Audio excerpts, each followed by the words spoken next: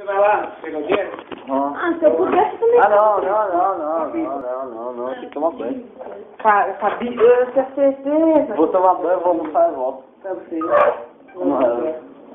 Ela vai voltar? Ah, peguei. Você vai sair em casa pra me chamar? Hã? Meu pai. Ah, não. Um querido na sua casa, vai ficar muito feliz. Só liga pra ele. Ah, não. Se quiser que lá tá uma bagunça. Ele não vai gostar, não. Eu acho. Não, sei lá. Não, meu pai até deixava, mas é ficar informando, tá com muita.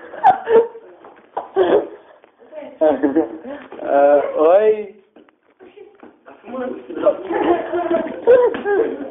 Não, você não tá filmando.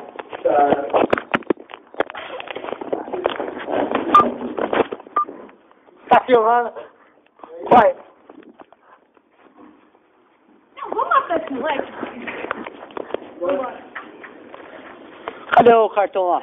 Vamos ter certeza que vai me perguntar.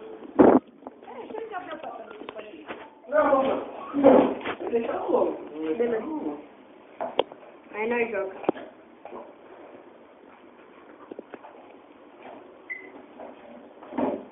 Que porra, velho. Tá todo mundo em casa sem crédito e eu também. Luiz, presta o telefone primeiro, por favor. Não. Eu tô gravando. Amigo, foda-se, para de gravar essa porra. Empresta o telefone do teu amigo. Não, mas tipo, tá zoado. Não dá pra fazer ligação. Então pra que você tem essa porra? Ah? Não precisa dessa porra. Só pra fingir que é o celular, pô. Não, pra ficar gravando vocês, né? Vamos quebrar pra ver? Não. Continuar gravando? Vai, não Deixa eu sério. continuar pensando aqui. Presta aí, mano. Seu. Basta ou não basta? Não. Sério, mano, presta Eu esse velho. te dou a opção. Basta ou não basta? Não sabe, te dá a opção 1. Eu te dou a opção. Eu vou na opção 3. Aqui, mata ele. Eles querem falar massa? Deixa quieto. Qual é? Bater. Deixa quieto. Ainda bem que eu vou te colocar no inteiro. Deixa quieto. Nem... Porra. Qual, velho?